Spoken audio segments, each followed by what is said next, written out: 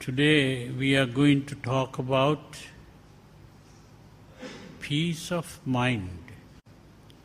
It's very important to understand that our mind in its original form is peaceful, but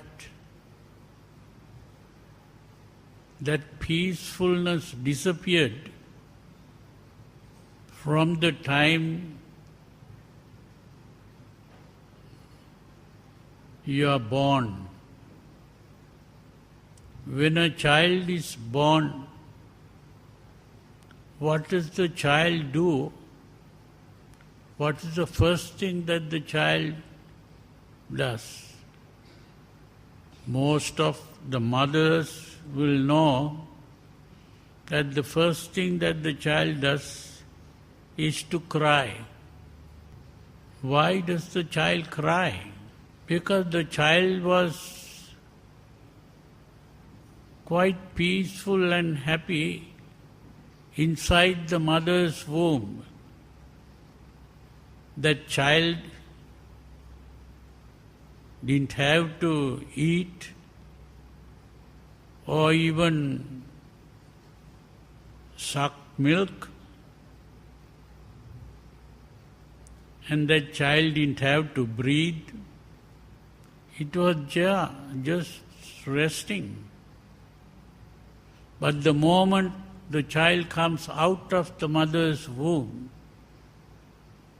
the first thing that the child has to do is to start breathing. Now, if the child doesn't breathe, the child cannot live. And that is not all. Inside the mother's womb, it was warm and comfortable. But the moment the child comes out, it is very cold and uncomfortable. And not only that, when you open your eyes, a lot of light comes to the eye, and that is also uncomfortable. Various sounds come to the ears, that is also uncomfortable. Various smells come to the nose, and that is also uncomfortable. All kinds of touches come to the body, and that is also uncomfortable. So,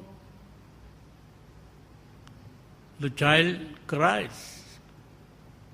But that crying also helps the child to start breathing.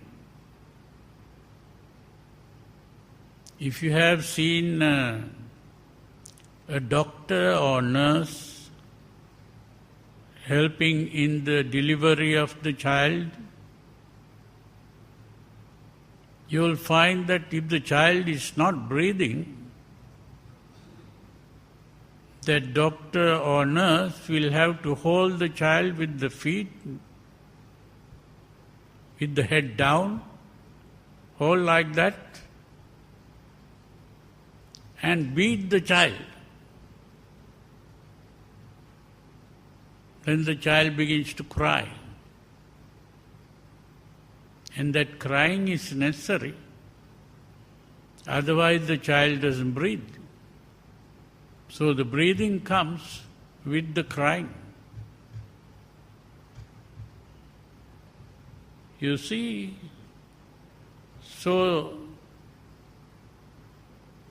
even from the time of birth, the child is also suffering. It takes some time for the child to calm down again and go to sleep. And from that time onwards, You know, this child has 5 senses: the eyes, the ears, the nose, the tongue, and the body. The whole body becomes a sense organ.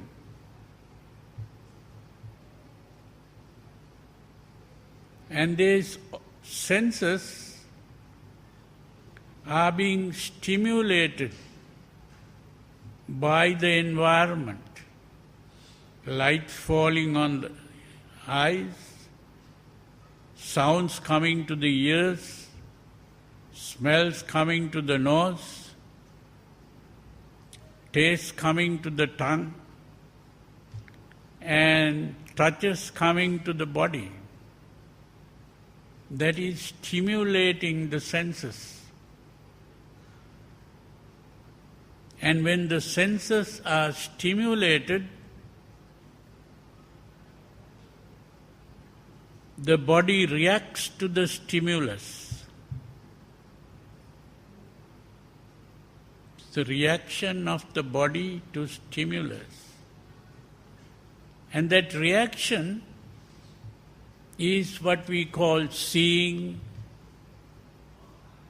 hearing, smelling, tasting, and feeling the touch. So that is what is called perception.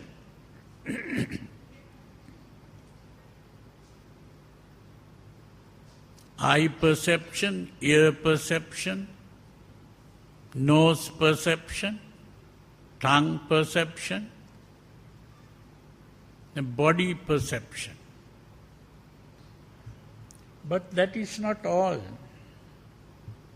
At the beginning, there is only perception really going on.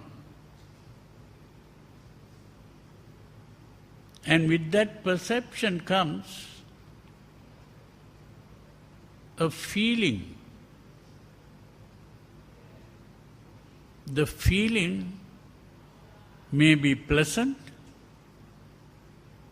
or it may be unpleasant, or it may be a neutral feeling. Now these feelings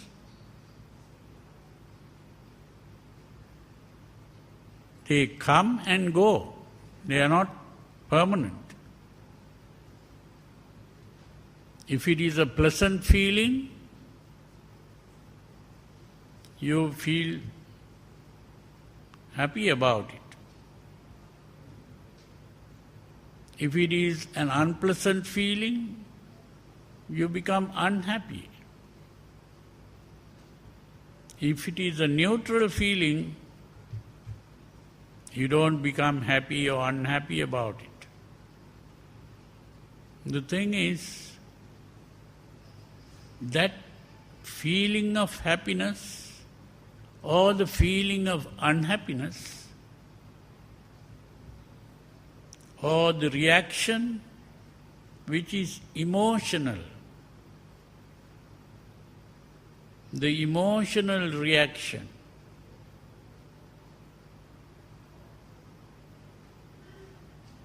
is a disturbance of the body. So the whole body is disturbed, whether you feel happy or whether you feel unhappy. It's a disturbance of the body. The moment you feel it is pleasant or unpleasant, because the disturbance comes in the form of a change in the body.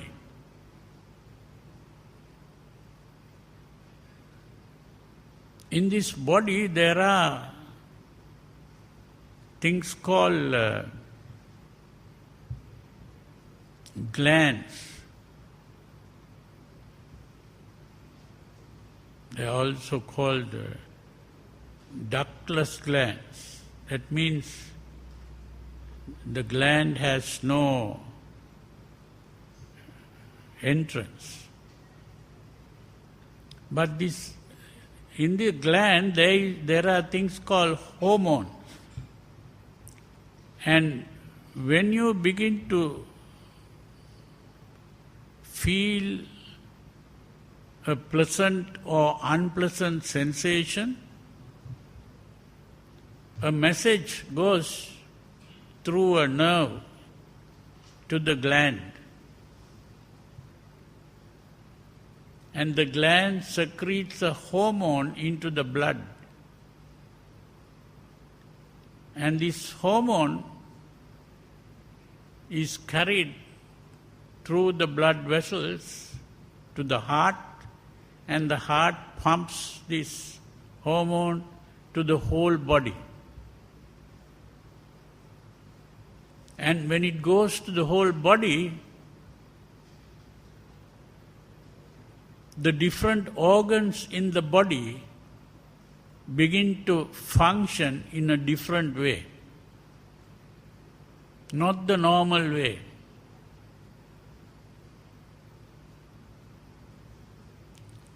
For example, the heart will begin to pump fast. Your breathing also changes, becomes heavy breathing. The muscles in your body become tensed, and your pupils in the eyes begin to dilate. Blood begins to rush into the face, and your face becomes red. So many things happen, and this happening, whatever happens in the body, means that the body is getting ready to act. Whatever the hormone,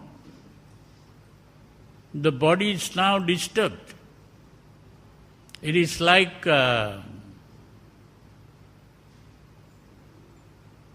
suddenly a plane comes and puts bombs into the city or wherever you are, then you get excited. Even these days, when you hear these crackers being sounded, you begin to get disturbed. Suddenly, like some bombs or shots, when you hear these. But in this case, the whole body gets excited like some enemy planes coming and bombing. The whole army gets excited, and messages go to the people not to get out of the house, turn off all lights, don't go anywhere on the road, and all kinds of army vehicles begin to go on the streets. So, the whole body in this way, in a similar way, gets ready to act. If it comes in the form, if the reaction comes in the form of a desire, the action will be to get what you desire, to get what you want. If it is in the form of anger, then the action will be to get rid of what you hate. If the emotion comes in the form of fear, the action will be to run away. If the emotion is some kind of sorrow, then the action will be crying and lamenting. You see, in various ways the body begins to act, and the body is getting ready for this action. That means the normal activity of the body changes to a different kind of activity. And the blood in the body begins to change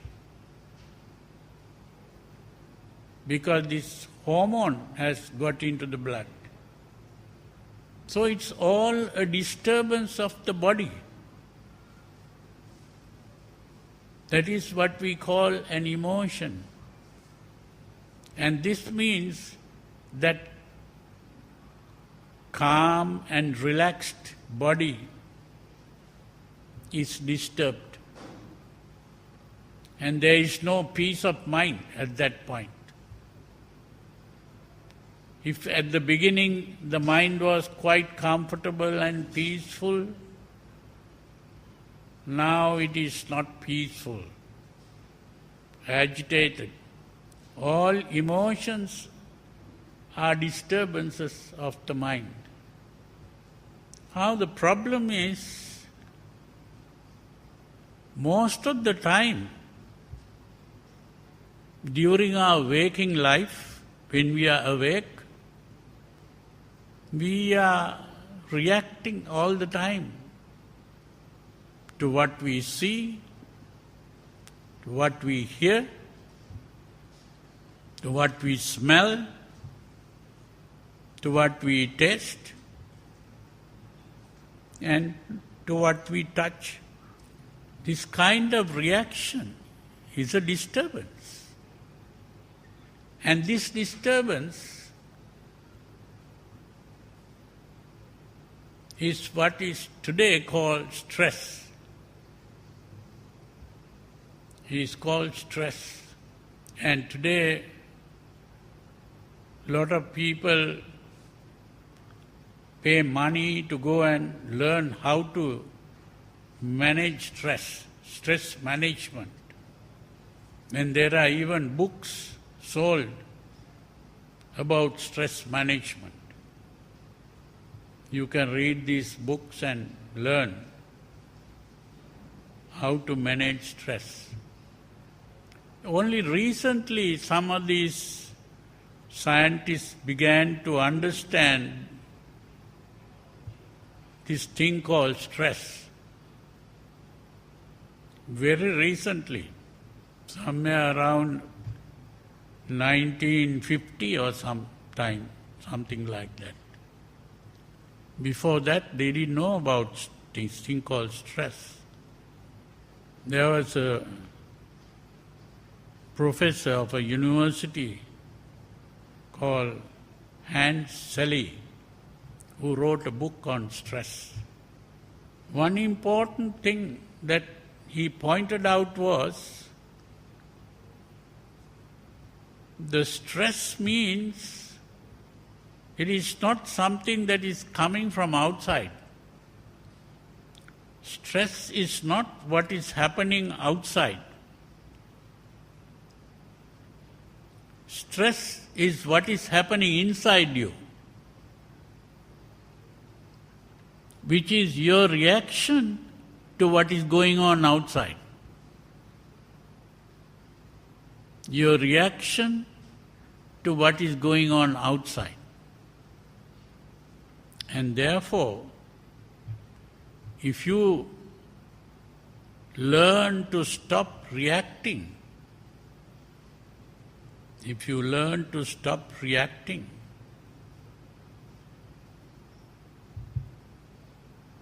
you will not be disturbed. That's the important thing to understand. Long before the modern scientists came to know about this, about 2,500 years before that, the Buddha taught people how to stop reacting. There is a sutra that you may have heard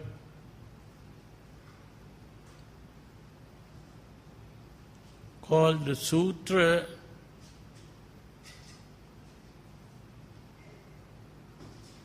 on blessings or the Mahamangala Sutra. There the Buddha says, Puttassa loka dhammehi chittang yassa nakampati asokang virajang kemang etang mangala muttamang. What that means is, Puttassa loka dhammehi means there are 8 vicissitudes of life.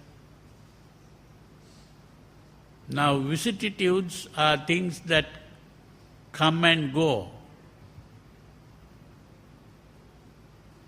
There are 8 vicissitudes.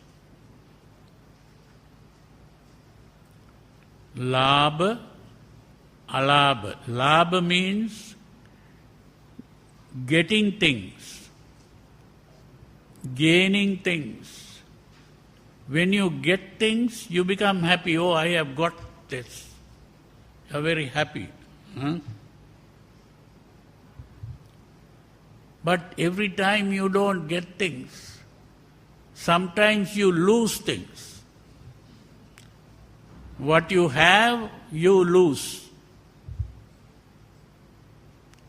Either because someone stole it from you, or someone took it by force, or because it simply broke down, or something happened. You lose. That makes you unhappy.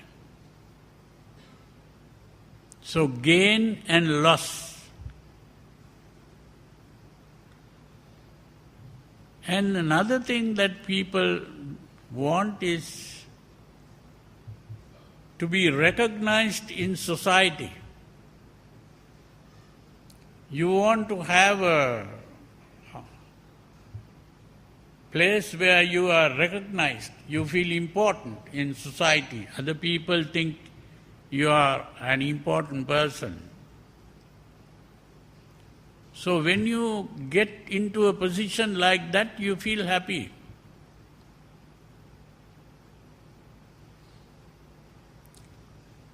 But sometimes you lose that position.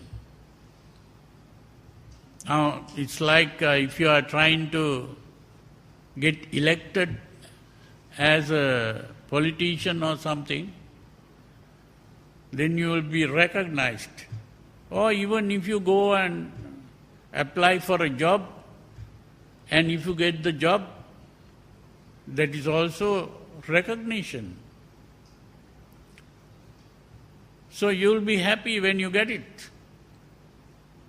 But the next time you lose your job, or you lose that position, political position or whatever recognition you got, when you lose it, you become unhappy. So both happiness as well as the unhappiness will disturb your whole body and mind. Or sometimes when people begin to praise you, you become happy. Or when people begin to speak ill of you, criticize you, then you become unhappy. So you see, praise and blame. When you are being blamed, you become unhappy. When you are praised, you become happy. That also disturbs your mind. Whether you are praised, it disturbs your mind, or when you are blamed, also it disturbs your mind. Not only the mind, the whole body is disturbed. Or when you are able to enjoy pleasures in the form of stimulating the senses, seeing beautiful things, hearing beautiful music, or smelling pleasant perfumes, or tasting pleasant food, or feeling a pleasant touch in the body, that also makes you happy. But that happiness is also disturbance of the body. And the opposite, when you begin to feel pain, you see unpleasant sights, you hear unpleasant sounds, or unpleasant smells, unpleasant tastes, or unpleasant touches. Again, you are disturbed. So there are 8 things like this that disturb your whole body and mind. Gain and loss, social recognition and loss of that recognition, praise and blame, pleasure and pain. These are the 8 vicissitudes of life. So the Buddha says, when you meet these vicissitudes of life, if you can keep your mind undisturbed, Puttassa loka dhammehi chittang yassa nakampati. Chittang yassa nakampati means the mind is kept undisturbed. Asokang virajang khemang. Asokang means you don't become unhappy. There is no worry. Virajang, you have no desire for things, for the pleasant things. Khemang, you have no hatred or fears about things. Then you'll be happy. And the whole teaching of the Buddha is a way of keeping the mind calm under all circumstances. How to keep your mind calm under all circumstances. The problem is, from our childhood, we have got into wrong habits of behavior. As a child, you don't know how to behave. When you see something pleasant, you are just carried away by the reaction. When you experience pain, you are simply carried away by your emotions. Because these things called emotions are not things that you do. A desire is not a thing that you do, it just happens to you. A hatred is not something that you do. When you become angry, that's not something that you do. You don't say, now I must become angry and then you do it. That's not what happens. The anger comes, you can't even control it. When you are frightened, you don't think, now I must become frightened and then do it. No. The fear comes and you don't know how it came and now you can't even control it. You see, all these emotions are not things that you do. It happens to you. But when it happens, you try to think, this is mine. When you are angry, you say, this is my anger. When a desire comes, you say, this is my desire. When you are worried, you say, this is my worry, as if you did it. You didn't do it. It just happened to you. And it is because you begin to think this is mine that you can't get rid of it. Because you don't like to get rid of what is yours. Even if someone comes to take it away from you, you want to grab to it. You don't like to let it go. So if you want to get rid of it, you have to first understand that it is not yours. You didn't do it.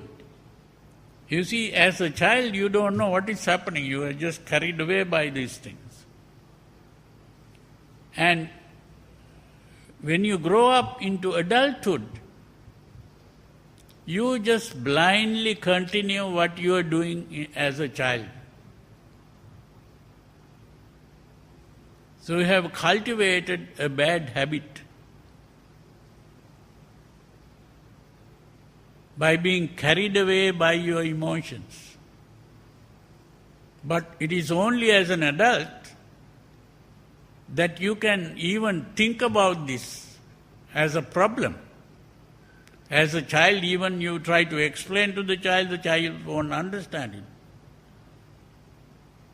But as an adult, when you understand it, you find it difficult to control it because you have got into the wrong habit of just being carried away by the emotion. So what you have to learn, first thing is, this is not something that you did, and therefore it is not yours. And then you have to understand that this is something that is happening unconsciously. And this thing that is going on unconsciously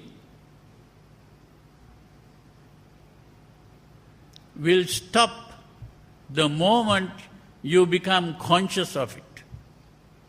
The moment you become conscious of it, it stops. Because it cannot go on consciously. It can go on only unconsciously. So there is the easy way to stop it by becoming conscious of it.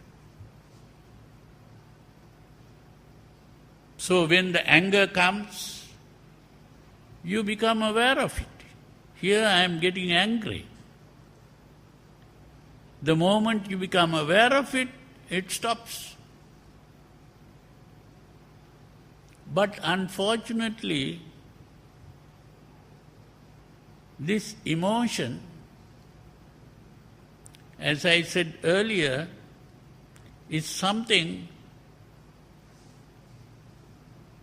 that comes from that hormone which has polluted the blood. The hormone has got into the blood. And if it is anger, for the anger to go away, the hormone has to go away.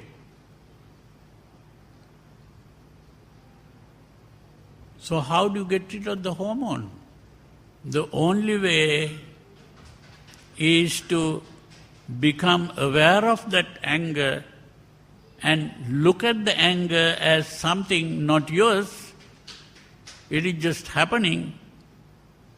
And be conscious of it. And wait. You have to be patient. And it gradually disappears. Now you know this light that you have, the electric light. When you switch it off, what happens?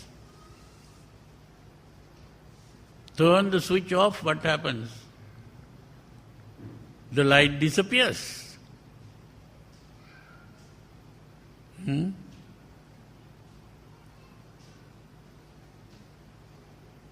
Now this fan,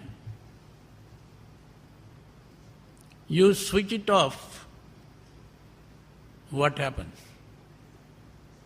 Will the fan stop turning all at once like the light? No. It takes time to stop. It will turn a few rounds and gradually it's going to stop. So your emotion is like that. The moment you become aware of it, the switch is off, but still it takes time to disappear. It won't disappear like the light. But if you are not patient and you become angry about it, then the anger starts again.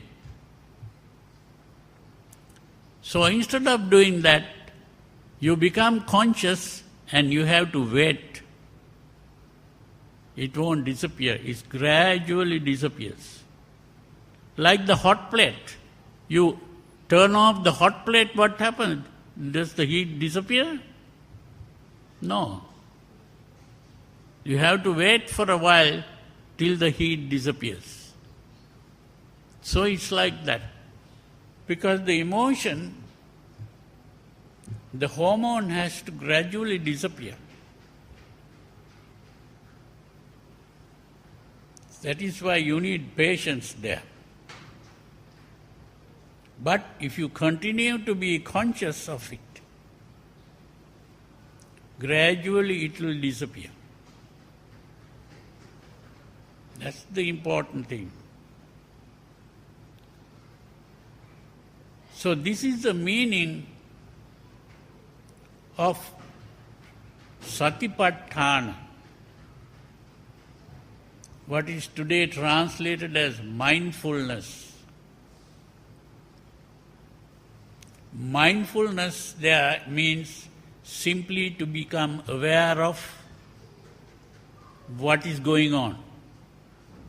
That is to become conscious instead of being unconscious. Because it can go on only unconsciously. But the moment you become conscious of it, it gradually fades away. Not suddenly.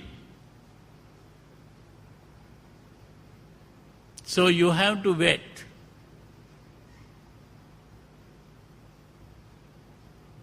The whole secret in meditation is that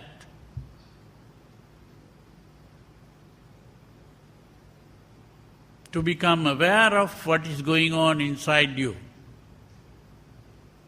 Instead of worrying about what is going on outside, you have to focus your mind inside, forget about what is going on outside, and keep watching what is going on inside you. That is how you become conscious. But the moment you are thinking about what is going on outside, you get more and more excited,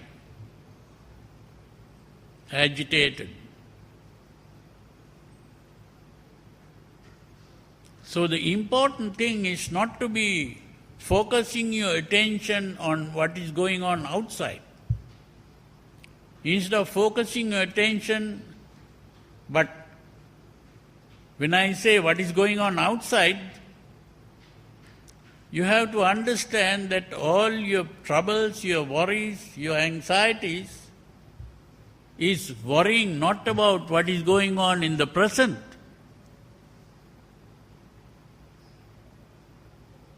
but you are worrying about what went on in the past. In the past, someone did something to you and you are worrying about it. What are you doing? The past is dead and gone, finished. You are carrying the past into your present and you are worrying about it unnecessarily. Or you are worrying about something that is going to happen in the future. The future has not come yet. So in the present there is nothing going on. But you are worrying about what is going to happen in the future. So all the time your worries are either connected with the past or you are connected with the future. Past has gone, dead, finished. And the future has not even come. And you are worrying in the present. You see, if you can become aware of that and see that the past has no relationship with the present and the future has no relationship with the present. So if you can be in the present all the time, instead of worrying about the past or worrying about the future, you will be a happy person all the time. You see, this is a very important thing. This is what the Buddha has taught.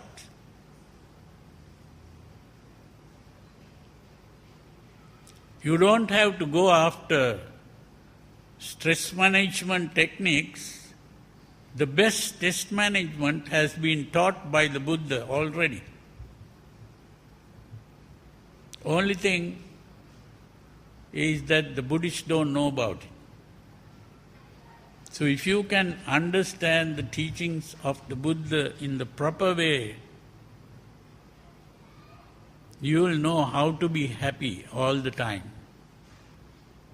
One day the Buddha was sitting under a tree, and this was the cold season.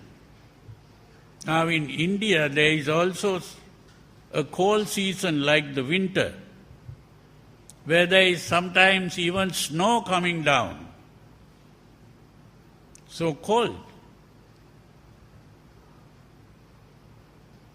And the Buddha was sitting under a tree on a heap of leaves, and a certain prince came along. Maybe the prince was going for a walk or something like that, and the prince came along and paid respects to the Buddha and asked the Buddha, this was in the morning, so asked the Buddha, did you have a good rest last night? Did you sleep well? So the Buddha said, yes, I slept well last night. Then the prince said, well, this is the cold season now, and there is snow also falling down, and a cold wind blowing. How did you sleep well? Then he said, well, I will ask you a question. If there is a rich man or even a king or a prince living in a comfortable house with all the conveniences like heating during the cold season or air conditioning during the summer season, hot season, and during the cold season he has very comfortable seats with cushions and even blankets and all kinds of comfortable things, and even servants coming and providing all the necessary food and things like that.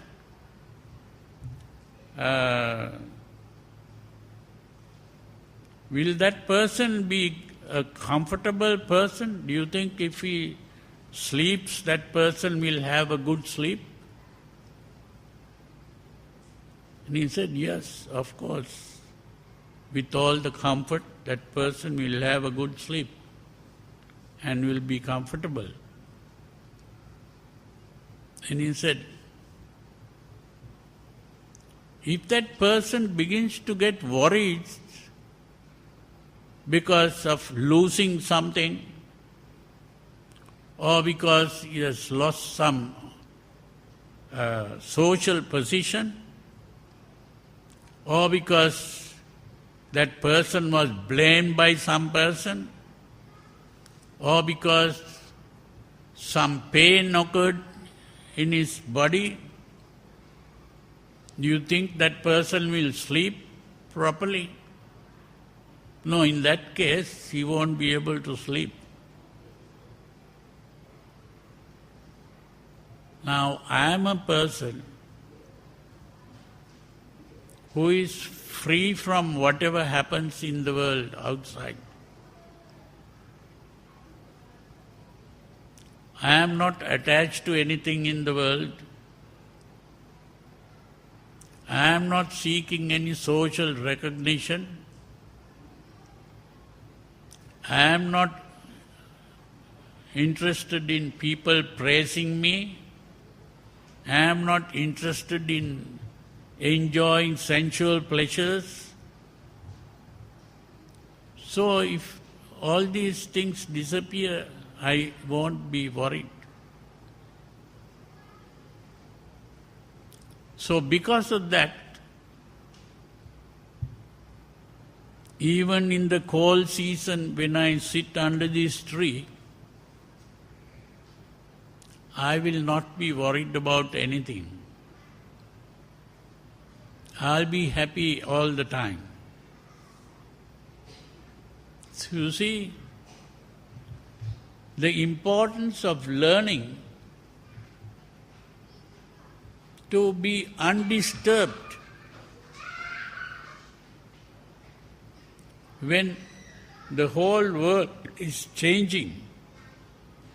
If you can keep a mind that is undisturbed, you will be happy. But how can you keep your mind undisturbed? By focusing on what is going on inside you, which is your reaction, which is happening unconsciously. If you can become conscious of the reaction, if you can stop worrying about what is going on outside, if you can stop worrying about what happened yesterday or day before or in the past, if you can stop worrying about what is going to happen in the future, if you are in the present, if your mind is properly in the present, the future will look after itself. If you do what you have to do in the present, in the proper way, the future will automatically look after itself. And the past has gone, finished. You don't have to worry about anything. Only thing is, sometimes you can learn from the mistakes you made in the past and correct the mistakes now.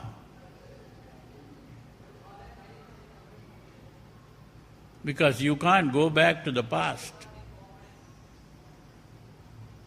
You are in the present.